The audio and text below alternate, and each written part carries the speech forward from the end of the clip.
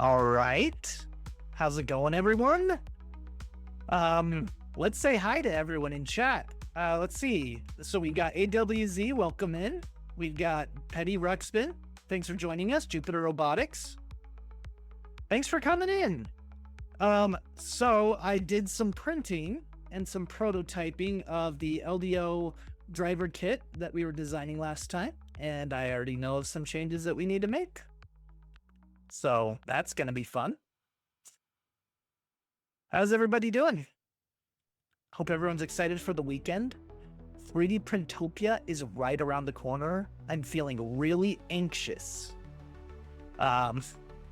Excited, nervous, anxious, all those emotions.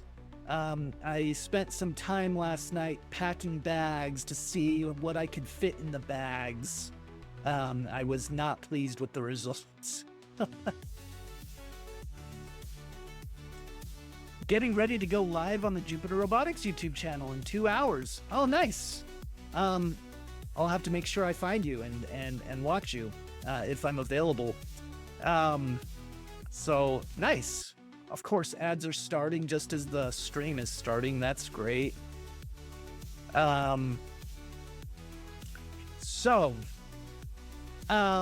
Yeah, I was packing my bags and I brought together all the 3D prints I was hoping to bring, and it was not looking hopeful.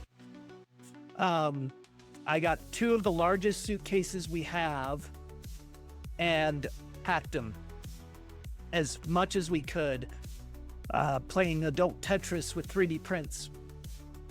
And we still couldn't fit everything in there. So I had to, and it's like $150 for a third bag, and it's not something I want to pay. So I have to compromise and not bring a few things that I wanted to bring and be okay with that.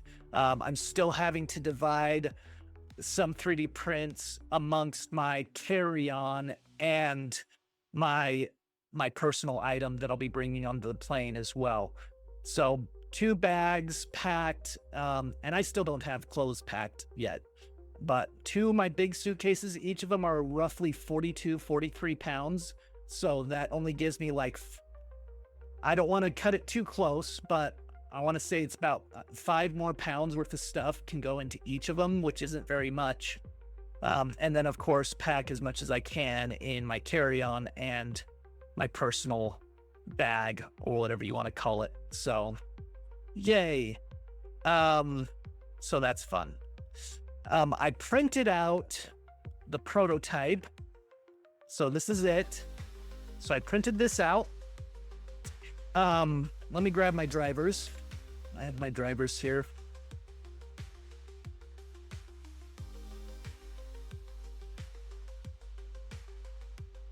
Okay, so I got my drivers. Hey, Stephen Poole, welcome in.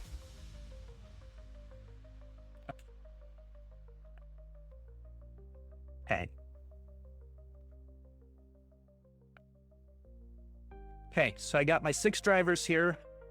They fit, and there's actually not a ton of wiggle room with these. They're pretty good. It's not tight, but it's not super loose either. I really like the tolerances that, or the clearances that I added here. So this is where it is. You grab this and you just slide it on and it clicks in. So this was the first iteration. I noticed something right away. Some problems. So for one, when you open this, where are you gonna put this? Well, you can put it on the track on the bottom so it stacks, but the problem is because the track is right here on the very bottom instead of the middle, you kind of have to very carefully position it before sliding it on, and then it pokes up right here. So we want to fix that. Another change that I made, I don't know if you could tell, I added these angled things here at the end. That wasn't done in the stream, but I did that. to help guide it on as I was, because we have to have that space because the drivers are sticking up from the bottom. Anyway, so we're going to make some changes regarding that. So here we are. Here's our driver case where we left off. I'm going to jump back here before I added the face and the LDO logo. Okay. Now, in this version, let's add that. So I seem to have forgotten to add that. So let's add a sketch here. I'm going to hit P for project to project that. And I'm going to also project this right here, so I know where that starts. Okay. So now if I put a line, I'm going to do a construction line.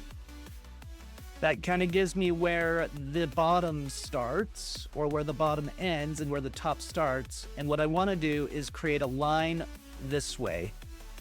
And what that'll do is, if you can picture putting this lid on and having to line up this tab with the grooves here on the bottom, if there's this gap here, then it's possible I could make it go too low and have the tab not meet the groove very easily. It's not very user-friendly.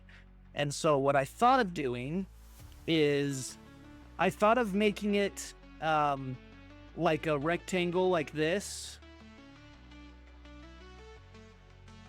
so that you would have this rectangle here, this tab, and that would allow it to slide against the top here. But I didn't like the thought of this corner being there, and I'd have to do a fillet, and it just seemed like it'd be messy to me. So I wanted to do this angle. And because of the orientation that this is going to be printed, the angle doesn't really matter. I want it to be gradual. Okay, I'm gonna bring this up. And let's put this clearance at, I think 0.2 is perfect for that, okay? And now we want to mirror that.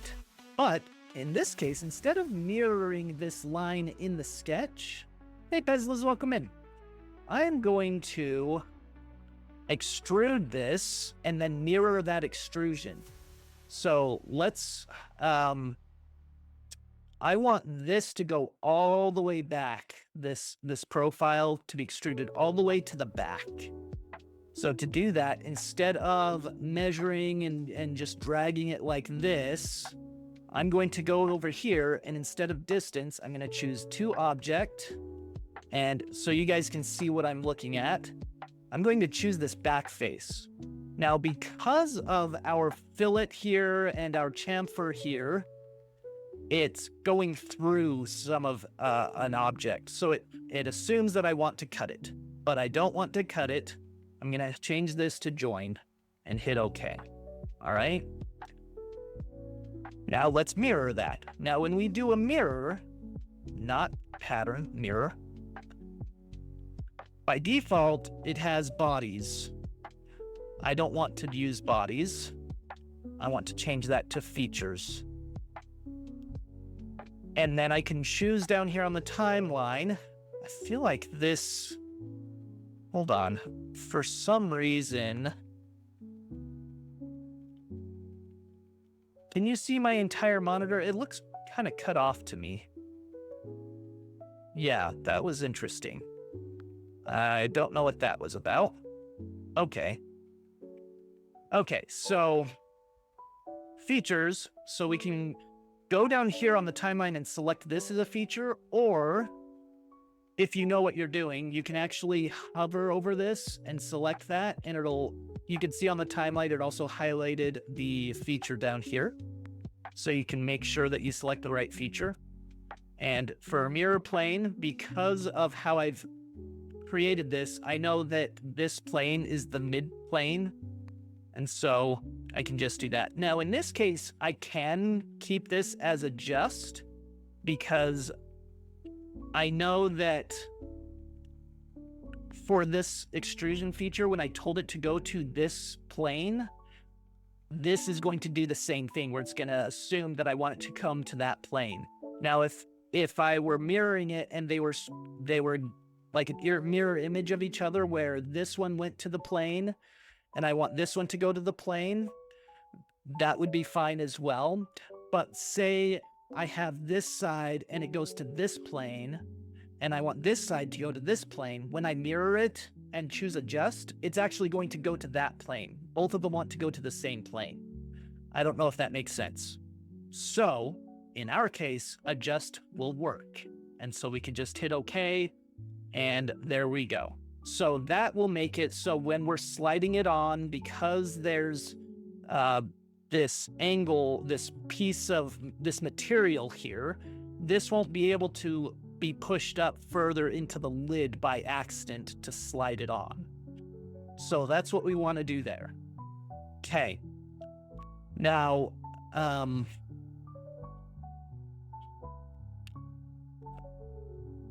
need to verify something. Oh, yes. Okay. Nick, welcome in. Thanks for joining us.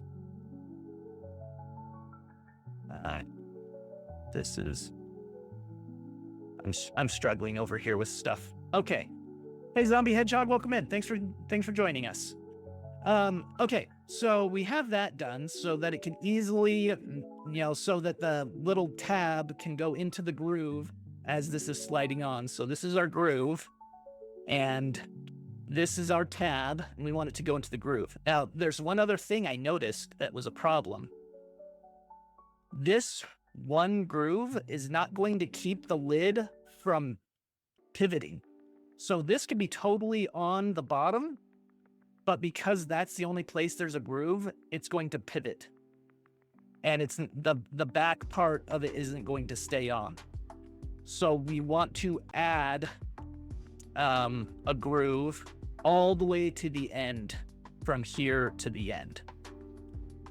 Now, what I could do is I could just select this, hit E for extrude, and select this, and come over here, and for offset, I'm just going to choose 6 for the offset, and then for the distance, I'm going to make it go all the way to the back. So again, I chose to object, chose this face, and it goes all the way back there. Offset should have been 6. There we go. Now again, it wants me to cut. I'm going to change that to join and hit OK. All right, so that seems to be fine for me.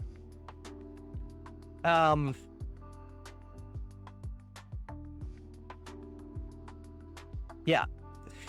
Now there are a few things. Let's not worry about it. Okay. Okay, so now we have the groove that goes all the way back so that the back won't pivot up and down. So that fixes that problem. Now there's one other problem with this in particular. So here's our drivers. Now when I take this off and switch it around to slide it on, because, let's come back to me, because this groove is towards the bottom of this piece, when I turn this upside down to go onto it, now this groove that's on the top piece is toward the top. It's not in the middle. So now I have to carefully position it. I can't just blindly put it on to be able to slide it on. And I don't think that's a very fun user experience. Hey Sharon, welcome in. Thanks for joining us. So we're going to change that. Okay. Now this is where the timeline will come in handy. So we have this groove that started right there on our bottom piece. We want this to be up. Now, instead of creating an extrusion to cover this up and then create another extrusion and start over, we have the timeline. The timeline is our friend. Now you'll notice when I selected this face, on this timeline, we have 3 dashes above this extrusion. That's Fusion telling us that this feature is responsible for this face being there. So I'm going to right click here and roll the timeline marker back here.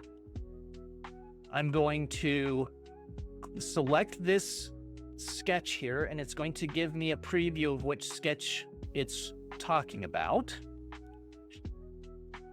And I'm going to make sure that that's the sketch I want to change. So I double click on it, and notice I put the distance of 2 millimeters from this point. Let's not do that. I'm going to delete that. This turned blue, which means now this can go up and down. And we want to, I want to say programmatically, but we want to find the midpoint of this without having to do math. If I change it later on to where this ends up being flatter, skinnier, then I want it to automatically update that. So I'm just going to do a projection of the lines that represent the top and bottom here. Let's make it a construction. Okay. And now I'm going to have a construction line go from the top to the bottom. And now when I hover close to the middle, Fusion automatically snaps to the middle and there's a little triangle there. That means it wants to add a midpoint constraint. So I'm going to add the midpoint and I'm going to start our line here, and it wants to do a right angle. Now what I'm going to do is I'm going to bring the line down here and connect to the point of this triangle. Now I'll bring it up just a little bit, and then I'll select horizontal constraint, and I'll select this. So now this is snapped right in the middle of this piece. Okay. And and you'll notice these symbols here, these are mirror features. So when we mirrored this, these were created along the line that we used to mirror it, and it's over here. So you'll notice this side is already in line with this side, so I didn't have to make any other changes. I hit OK, and you see it's already extruded. So let's jump forward in time to see how things are treated. No yellow, no red. We respected the sacred timeline, people. Look at that. All we did is go back, and we didn't even have to go back in time. I could have just gone here on this sketch and just double clicked from here without having to roll back the timeline marker to there. So I could have just gone here, changed that, hit OK, and boom, just changes everything for me. Hey, Piled, welcome in. Thanks for joining us. So now it's in the middle. So now when it slides closed, if I flip the lid behind it, it'll be the same point. So I have this example. You know those cooking shows where they're like, just put these ingredients together and then cook for 30 minutes. But guess what? I already did that. Here's the finished product. Okay. So that's what we're doing here. So I made those changes and I printed it again. This is printed in PCTG from 3D Fuel. I ordered some of their recycled PCTG and I used their profile, printed perfect. It printed amazing. I printed it on my H2D. Cooking with Beardy, that's right. So because we have those lines here, I don't know how well you can see it because my face is covering it and the color of this thing, but the groove meets with the tab very easily in this direction to close it, but you flip it around and it's the same story. You don't have to carefully line up the tabs with the groove because it's the same distance no matter which way the lid is flipped because it was done in the middle. Problem solved. Now there's another problem I ran into. I redid the timeline with you. That's right. I'm showing you how to respect it. Hey, I'm putting all my drivers in here to kind of show you other problems I noticed. Okay, so we're done with this. I'm just going to toss it in the garbage. Okay, So, whoops. Okay. Now there's a problem I noticed with this. You notice there's still a gap right here, and that gap has to be there because of how the drivers are sticking up above so that they're easier to grab. But I noticed the way that I would open it, I would kind of push like this to slide it, but that pushes this down. And I noticed when I was playing with the other one that these drivers started to have some, it was actually with the white and blue one, but it started having some white powder on it from it scratching the top. So as I would push it open, it would be skimming across the top of this, and the knurling of these drivers would scratch the plastic, and it would leave some powdered residue from the plastic. Hey Jay Palmer, welcome in.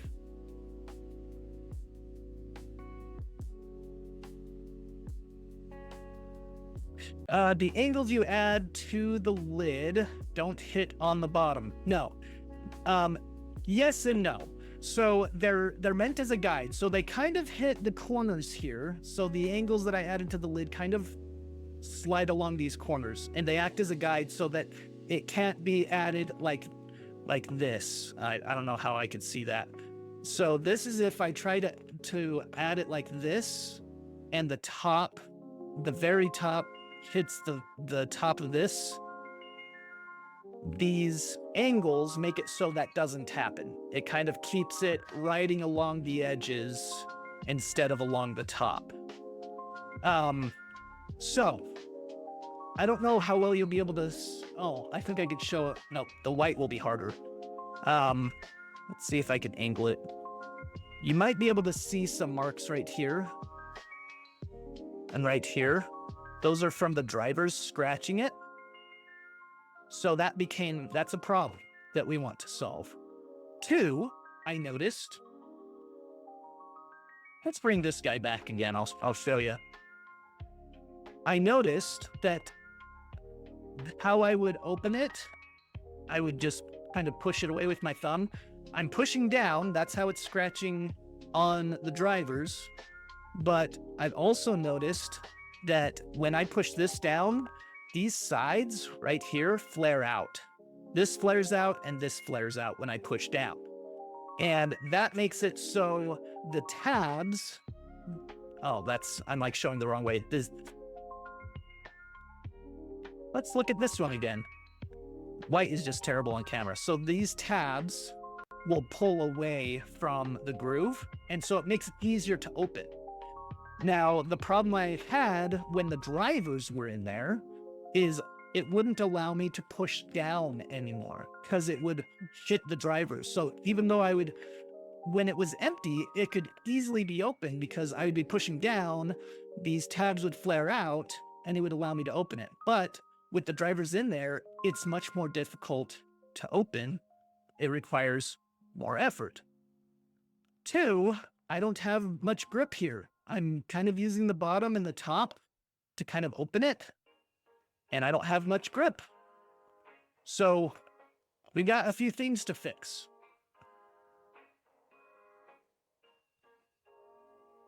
You're opening it with flare. That's right. Okay. All right. Let's read some of these comments. Hey, Grania, welcome in. Thanks for joining us. And then Jay Palmer asks, when you put the lid on the bottom, it's still not rubbing. When I put the lid on the bottom with this one, with our newly designed one where the groove is in the middle, it doesn't rub. You can see there's a gap all the way down, and there's no drivers there. So it makes it easy to move it when it's in the open position. Hey Ram, welcome in. Thanks for joining us. Okay, so there are a few things that we want to do to change this. Okay, so 1, let's address the issue where when we would open it, it would rub on the top of the drivers. So, again, we're going to go back in time. I'm going to click on the top of this and look at the timeline. It looks like this extrusion is responsible for this being created.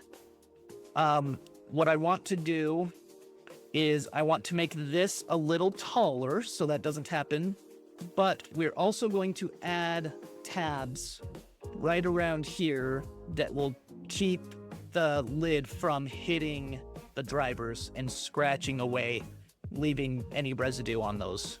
So I'm going to select this. I'm going to roll my timeline back to when this is created. Now I'm going to double click this, and over here you'll see I have an offset of 0.1. I'm going to change that. Let's do,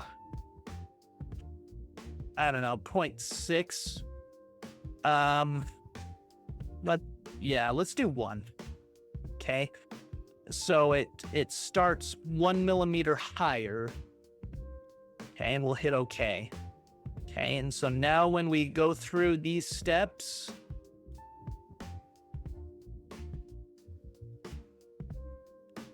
okay, so this sketch is where our drivers are. So you can see this gap here. Before I made that change, there was 0.1 millimeters between the top of this and our top. And I changed that so it's a full millimeter. So now it's taller. Okay. Now let's roll timeline back here. And I'm going to add a sketch here. Okay, so what we want is we want tabs in these locations that will hold the top of the lid up away from the drivers. Hey, Harold Pulcher, welcome in. Yeah, the extrude at offset is a very helpful tool. Okay, so I'm going to use this intersect feature. I'm just going to select the top here, and you'll see everywhere where the top intersects with my sketch plane, it left a purple line. Okay, and I'm going to enable the top here, and I'm going to intersect the top as well. Okay, so now let's make both of those disappear. So now we know the distance between the bottom and the top. And if we enable these, I'm going to project these as well. Now these ones I'm going to make construction lines. Okay. There we go. So now we have a good profile of where things are, so we know what we want to do. Okay, so I'm just going to create just a rectangle here. And let's have the distance between these be, I don't know, 0.4. And I can clearly see that this is going to be higher than this, so this should prevent the top from hitting this. Now I want to do the same thing with these as well. Now, I'm going to be using the constraint, so I don't have to add a dimension to all of these. And it's going to be a collinear constraint.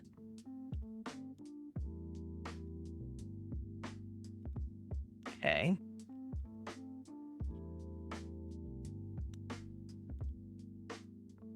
Okay. So what collinear does, this is what the collinear constraint is. What collinear does is it behaves as though everything connected, everything referenced, so these two lines will behave as though they are one line, even though it's clear that they're two lines. So I could drag this down, and then as soon as I do a collinear, I'm going to select this one and this one. Now they're on the same level. They're just as high as each other. So I'm going to do that to all of them. And that way, if I feel like I have to go back here and change this to 0.8, all of them move at the same time. So let's keep it at 0.4. I feel like 0.4 is pretty good. All right, now let's bring back our bottom. Now I want to extrude this all the way to here, but I can't choose to extrude to a line. So what I'm going to do is go up to construction and click on plane at angle. I'm going to select this line, choose 90 degrees, and there's our plane. So now when I do an extrusion, I'm going to select all these profiles, and I'm going to select to object and select this plane. Join. There we go. Now I'm going to select this and hit V to make that go away. So now we have these. Now there's a problem, and I'll show you what that is. As I'm sliding this on, it's possible that this will be bowing down a little bit as I slide it. And then we would collide right there. This edge would collide with these edges. So to prevent that, we want these to be at an angle so that if it collides, it acts more as a slide to kind of ease the lip of that back up. So we could either use a chamfer or we could use draft. I'm going to use draft in this case. So what draft is, this is what draft is. I want to use this plane as the pull direction, and then I'm going to select these faces that I want to pull. So because this plane is below these, whatever direction I choose, it acts as an anchor from that plane. So I'm going to make this go all the way back there. I think 70 degrees is good. That looks pretty good. Now I can keep it like this, but I feel like that's pretty ugly. So I'm going to do the same thing to this. I'm going to hold down shift and right click and drag up, and it's, whoops, you can't even see that. There it is.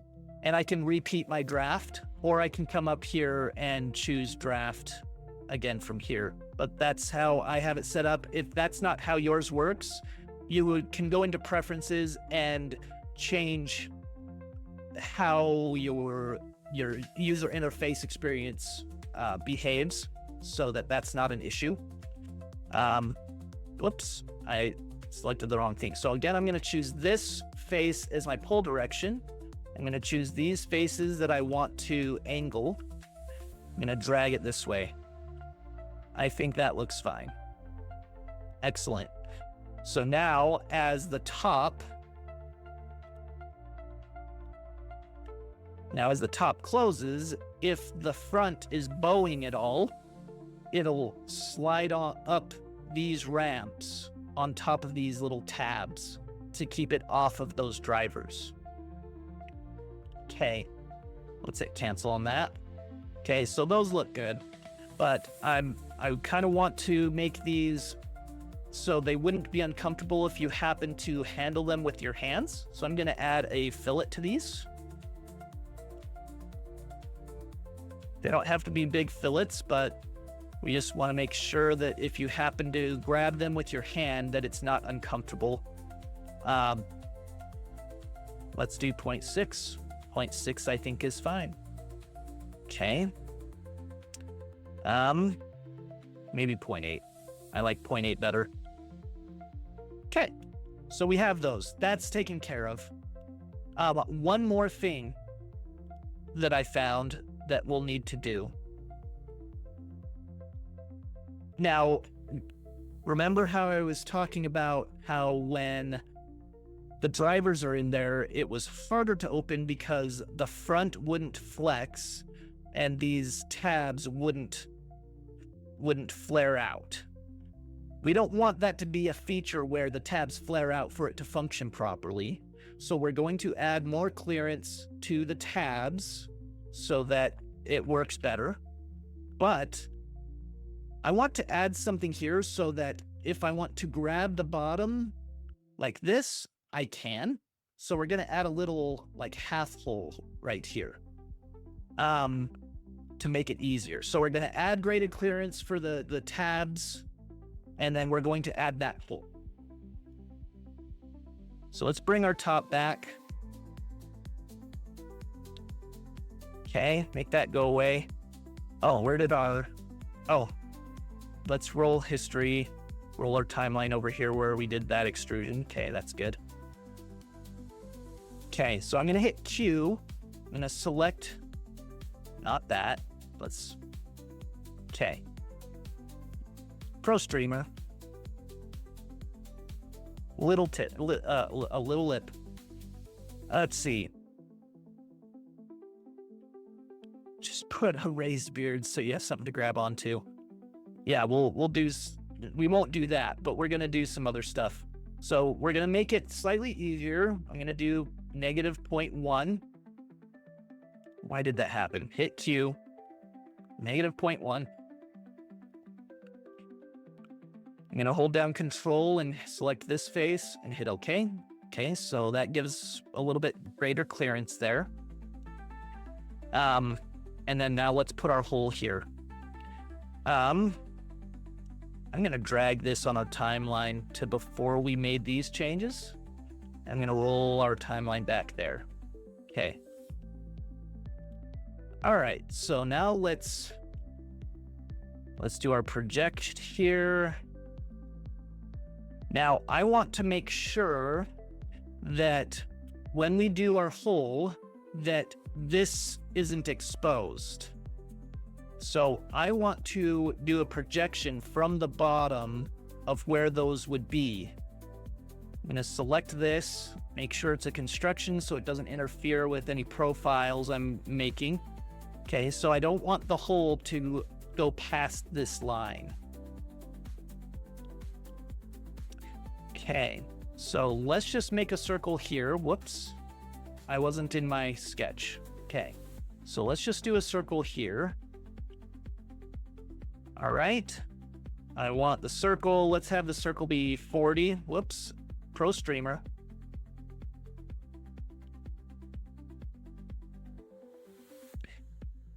Let's see. So Harold asks a question. I don't think most realize that for every model that someone like produces, how many prints and concepts get explored? I think most think it is a one and done type thing. I mean, how else are you going to know that a -0.1 millimeter makes a world of difference? Exactly. So I've actually made these changes already. I'm just going through them again. But you'd be surprised at how much of a difference that feeling of clickiness makes when we just adjust it by a fraction of a millimeter. Yeah, 1 millimeter can be a lot. So anyway, so here's our sketch. This is the line where our features end, where the drivers are going to be. And we want the semicircle to be about right here. So I'm going to right click this, choose arc tangent. Notice there's like a black X where I'm going to click. So that's how you know that you are going to do a tangent dimension. I'm going to do it between these two. And I don't know, 1 millimeter I think is plenty. That's right, Ram. That's right. 0.03, like a fraction of a millimeter can make a huge difference. Okay, so I'm going to create a construction line from the origin to the center of the circle. And the reason why I'm doing that is so that I can use our horizontal constraint to lock it in so the circle can't go up or down. And because we've determined that we want the edge of the circle to be 1 millimeter away from this line, it is fully constrained. I mean, I could try to pull, and because I've determined it's 40 millimeters, it's fully constrained. Okay. So now I'm going to hit E for extrude. It's going to enable my extrude feature, and it's going to complete my sketch for me. So I'm going to select this, and for distance, I'm going to choose to object. I'm going to choose here. Okay, so we've got our little semicircle here. So now I can put my thumb there. Now I want, let's add our little chamfer here. I believe this is going to be 1 millimeter. And now I want to add a fillet here so that it's not uncomfortable if you brush up against these corners. My gosh. There we go. Maybe I wanted to do that before the chamfer.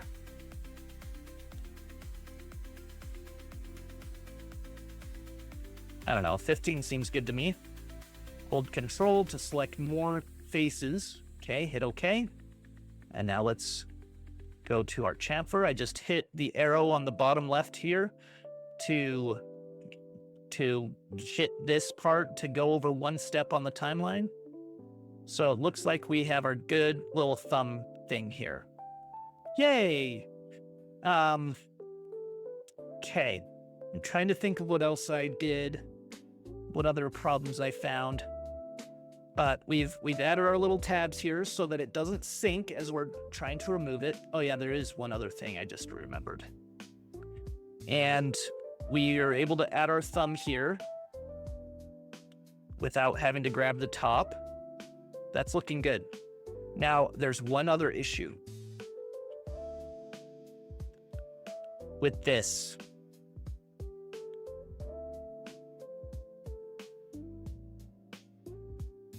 Radial is 50%. You take 1 millimeter, but cut only 0.5.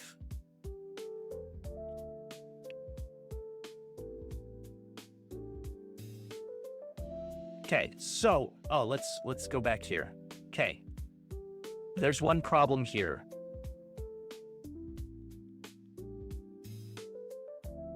This is left-handed. If I want to open this, I'm pulling this out to the left. If I want to pull it out to the right, now it's upside down. Guess how I found that out? I printed it. So, something that I do often when I design things, I'll print it and I'll actually mess with it. And I'll play with it. And I'll just kind of fidget with it. And that's how I get to realize, oh, well, I kind of don't like this, what this is doing here as I'm playing with it. This doesn't seem very friendly, or I don't like how this isn't very easy.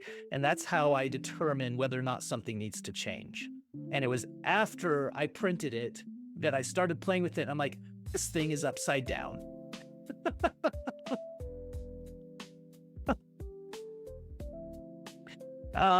Hey, Tinkwide, welcome in. Hey, Tech Jeeper. Yeah, so we're going to fix this, but instead of undoing what we've already done, I'm going to keep this version. Maybe this will be a left-handed version, and then I'm going to make a copy for the right-handed version. So, okay, so what I'm going to do, since I've already put these, and I'm going to make my face disappear.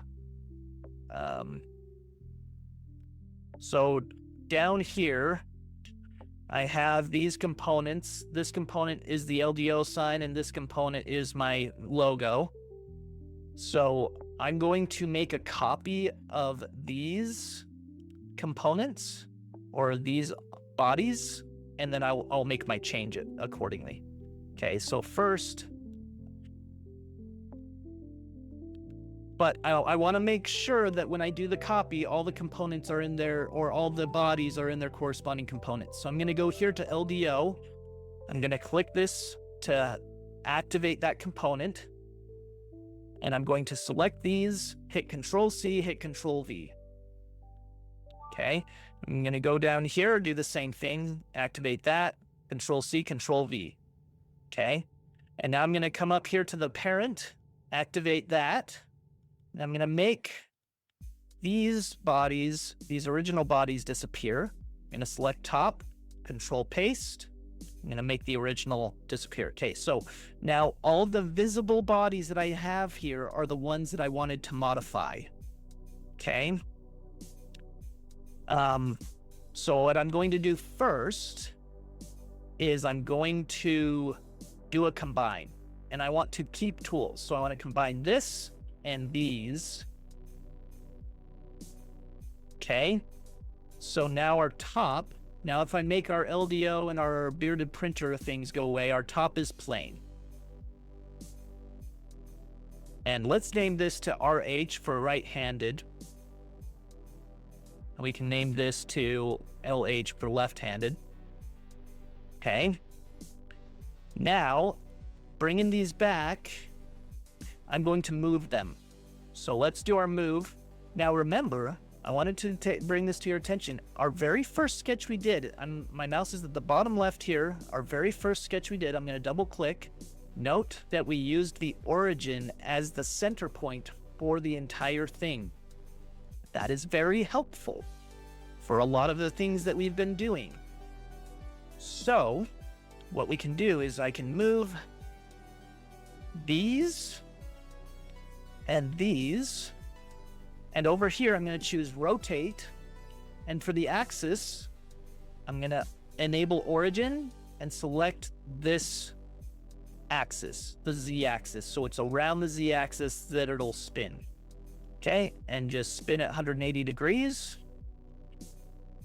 Boom. Now it's right side up. Now what we can do is do another combine, cut. I want to cut this, and I'm going to use these bodies as my cutting tools. And I'm going to make sure I keep tools because I don't want those to go away. I still want them to be there, but that's going to cut into my top piece. So now, if I make those components invisible, and I'm going to make our origin go away as well, we can see that it's cut in. So when we export all these, we don't have to worry about in the slicer choosing the sequence of colors, because I know with the maker chip thing, how it's very important to choose the sequence of colors because that determines what shows up in the maker chip. With Fusion, if you export it this way, it doesn't matter the sequence because they are individual bodies. They are separate bodies, and it's going to print as though they are separate bodies. So they're not intersecting each other. That is a striking face. That's right. That's my ego right there. That's my ego. Hey, Fern Dog, welcome in. So where I usually start in the center. I think it really depends on what you're doing. Obviously, if you're doing something that's not symmetric, it probably won't matter as much. But I find starting in the origin, especially if you're working on something that's not very complicated, it doesn't have a lot of components, starting in the origin is smart.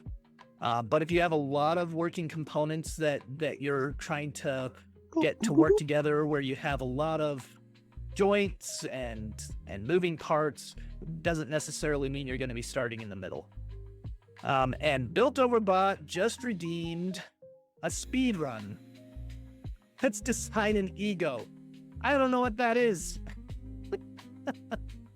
Or if you have OCD, yeah, you can design in the middle. Yeah, a lot of times people will start from a corner, like if they, let's get rid of these things. Like they'll either start from here and like design everything down here or up here or up here, up here. Depends on what you want to do. But there we go. Now it's not upside down when you want to open it. So that's good. Okay. So, I think that's all we needed to do. Built Over Bot, if you're do you want me to just go on the fly for 15 minutes designing something that I think is representative of my ego?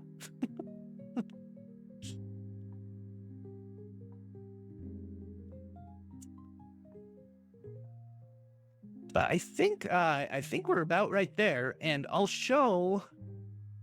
Oh, I need to grab something real quick.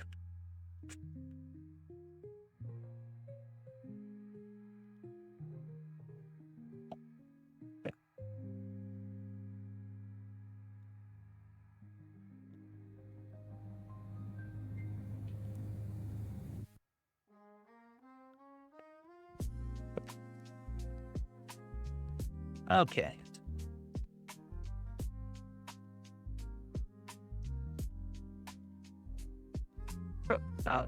All right, so this is the right-handed version. It just finished. This is the left-handed version that I printed and realized it was the left-handed version. You just wanted to redeem something? All right, sounds great. I have a giant pen. I think that's close enough too. Okay, so where did I put my drivers? Oh, here in this one. Okay, so let's get the drivers out of this one and put them in. This PCTG is pretty nice. If you're hesitant about PCTG, I think 3D Fuel did a good job creating profiles that just work.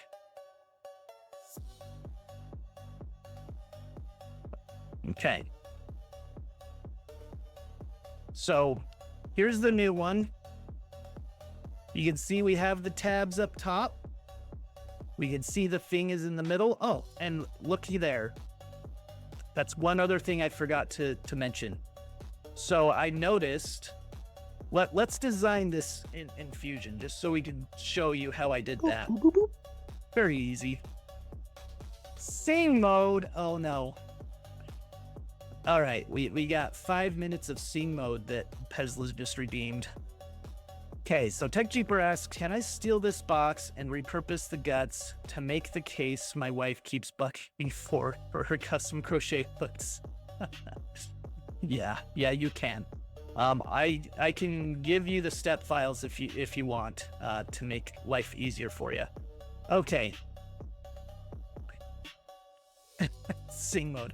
So I think it's 5 minutes, right, Pezliz? Let's put in a timer.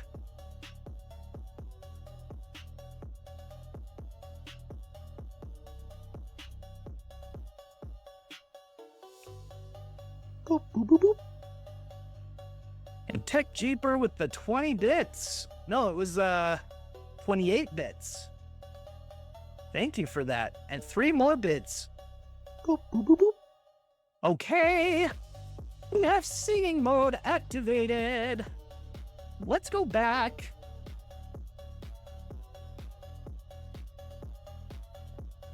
The Christmas spirit is here. All right. Okay. Now we go back in time. On the timeline. Let's make those grooves. Now you see what I found with this one. When I tried to open it, I struggled to grasp bottom, so I wanted to make grooves so that I could grip the bottom. So that is what we'll do.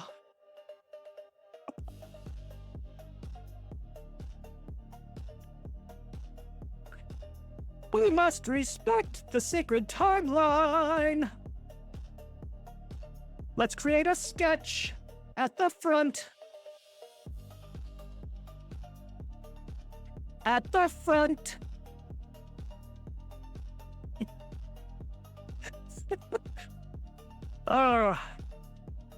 Okay, now we project the top and bottom.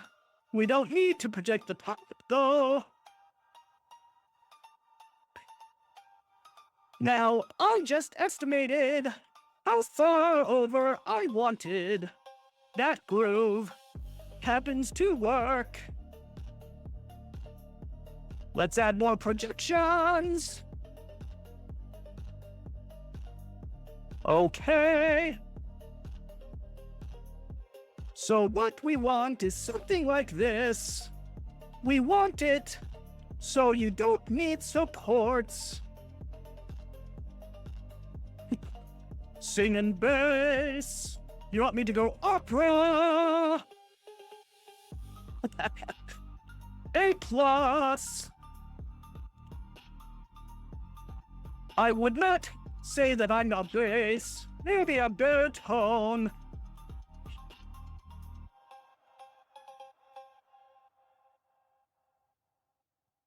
What I found is that 15 millimeters is plenty, and the distance of 20 is sufficient. I feel like Hunter can bridge this pretty easily. I'm the new backup singer for T-Pain. Whether the singing is good or bad, I don't care. If you don't like it, you can always not redeem it. We still got a minute and 30 seconds. Let's extrude.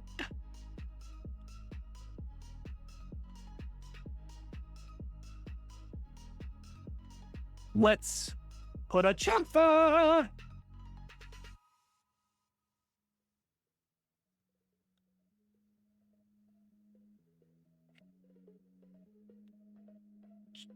And now we need one on the other side. So why not choose mirror? We already have features selected. I'm going to go on my timeline and select those two features. And for my mirror plane, because this was using the origin as the center, I can use this face to mirror. And I'm going to do optimized. And there we go. And that is how we get this.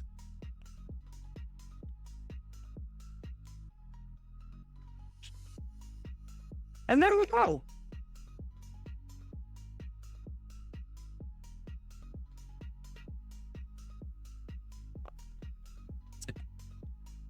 Seconds left. Okay. I hope that was entertaining for all of you. My wife and children downstairs are probably wondering what I'm doing up here. Okay. You're saving the points up every time for this. I'm glad that didn't disappoint. It's just gonna mute and add your own words. My dad's acting weird again. Okay, so here it is, the finished product. So I like how this is. And even though with this lid on, I can't push it down. Even though I can't push this down, I feel like the tolerance or the clearance is enough to where it holds closed. But it isn't too hard to open. And these grooves on the back make it pretty comfortable to hold on to. I found that I'll often put my thumb here and push with my thumb. So I'll have my thumb here and I'll just push with my thumb to open it. Right now I'll just show it with my fingers. I'll use this as my pushing thing to open it. I think it turned out pretty good. So yeah, several iterations. Even though I feel like this was a relatively simple design, it's always important to print your design, mess with it, take notes, make changes. It is very rare that I'll design something and print it and it'll be perfect first try. It's very rare. If it happens, it's like a huzzah moment, like, oh my gosh, I don't have to print another one of these. This turned out perfect. That doesn't happen very often, unless it's something I really don't care about. It's something that I'm just like, I just need something quick, put it up, it works, great. I don't need it. I don't plan on uploading it anywhere, etc. So, yeah. All right. Jake, glad your cat was staring at your phone. I'm not very good at improv singing, especially if I'm singing whatever I'm doing. Let's see.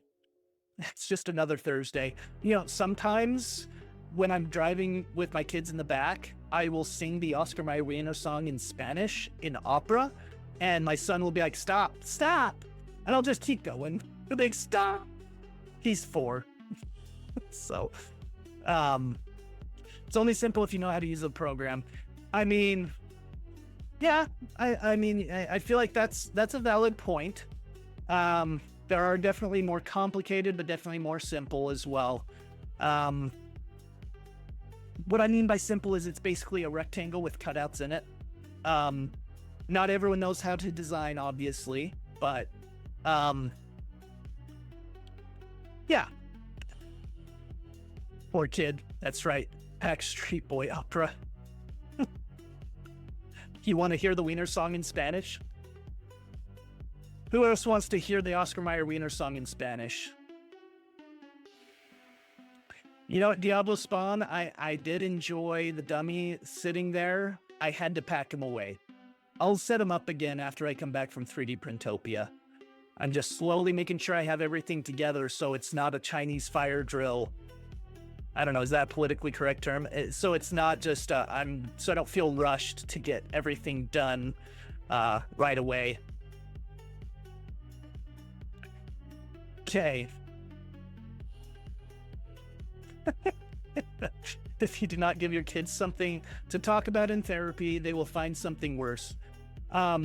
It's funny, this morning I woke up to a text from my sister. My sister lives in Connecticut. And before my wife and I got married, we actually went to visit her in Connecticut. We just took a trip over there and saw some sights. It was actually towards the end of the year. We ended up in New York City on New Year's Eve, which was kind of a mistake. We weren't planning on staying there for the ball dropping, but it was quite busy down there at that time of year. Anyway, so the point I'm coming at is at one point, my nieces were playing video games in the next room, and I was, getting ready and taking a shower, and I decided to sing the Oscar Mayer Wiener song opera mode in Spanish. And so my sister sent a text, and this morning she was telling me that around the table at dinner last night, they were talking about how that was like a highlight that they remember of me singing opera in the shower. Quite busy. That's putting it lightly, right, Pezliz? The stories, the people that go to the ball drop in New York City, I feel like they have to take something like a diaper. Like they have to secure their spot and they're like there all day. They can't leave to go to the bathroom. They have to bring provisions. It just does not seem like a very good time to me. I don't know why so many people do it. It just sounds ridiculous. Anyway, side tangent. So, it sounds like diaper and Xanax. That's right. So, it sounds like K2 Kevin and Ferndog want to hear me sing it in Spanish. I'm hesitant to do that because I don't know how many other people here would. I mean, if anyone doesn't want to listen, they can just mute me, right? Should I just do it? Should I just do it? This is going to be uploaded to YouTube, so everyone's going to be able to see the VOD of me singing weird things. Just do it. All right. Here we go. Your stream. Quisiera ser un Oscar Mayer winner. A mí me gustaría ser así. Y si yo fuera un Oscar Mayer winner, se enamorarían todos de.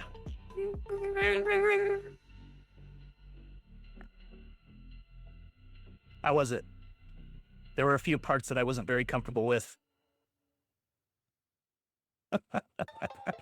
If there was anyone that had my audio turned low and they started hearing that, I just want to know what their reaction was. Too short. Why is the Oscar Mayer Wiener song so short? Okay, so I think that's all I really wanted to work on today, finishing that up. I know I wanted to work on the magnetic clip things for that power strip, but I think I'm going to put that off until next Tuesday. It's not really a high priority for me. The Russian judge only gave me a 5.5. Well, thanks for the 10, Harold. I appreciate that. This is going to live in the internet forever. That's unfortunate. I wish I had prepared better to sing better.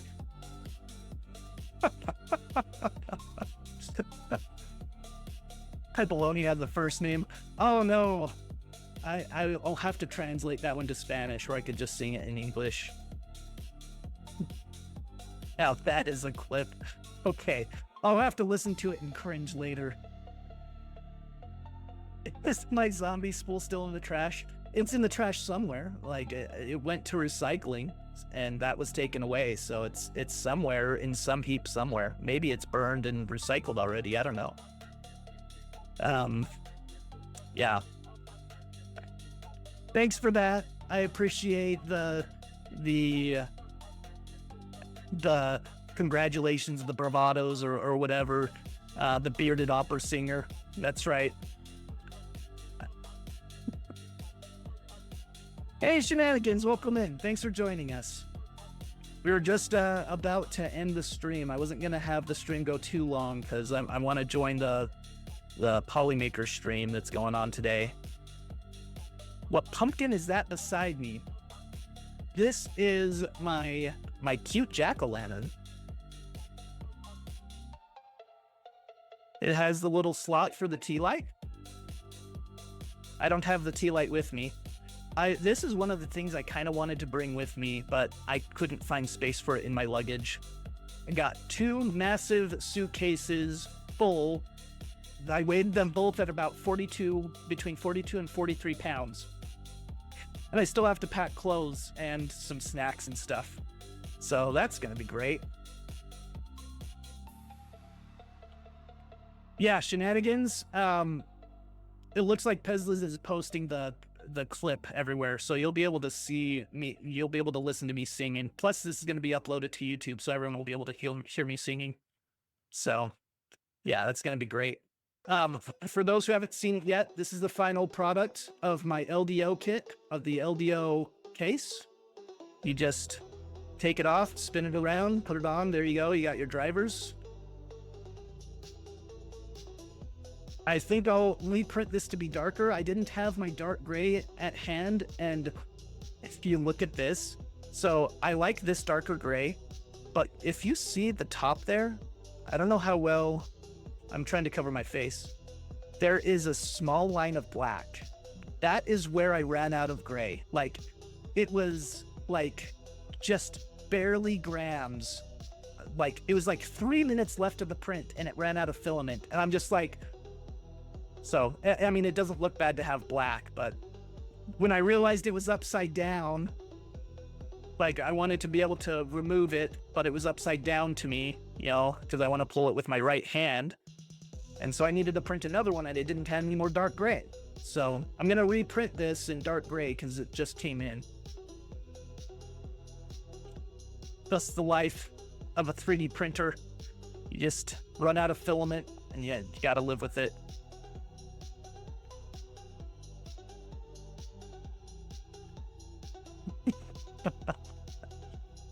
Okay, yeah, happy little accident. Oh well, it doesn't matter.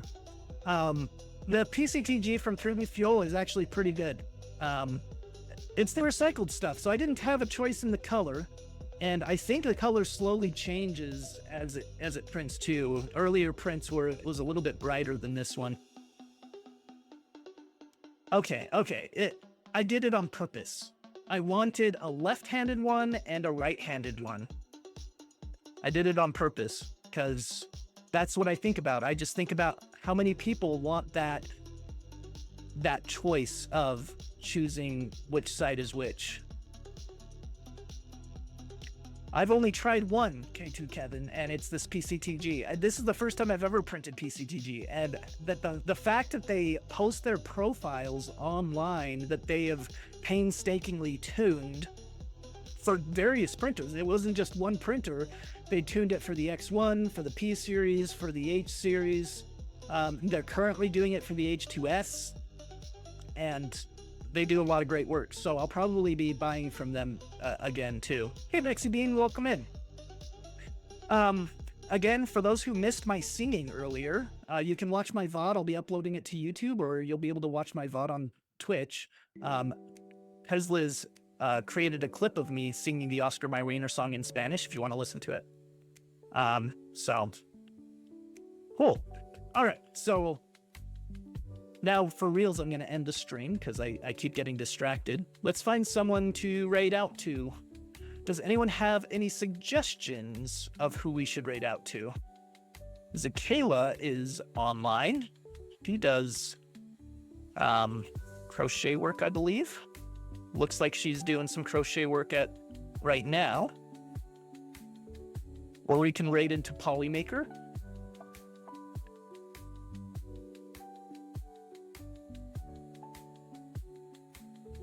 Let's raid into Polymaker.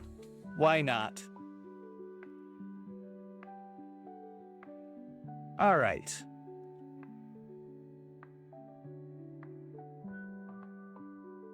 Okay, there we go. Again, thanks again for joining me today. I'm Eric, aka Bearded Printer. I do the things and accomplish this stuff, or at least attempt to. And I'll see y'all around. You have a good one.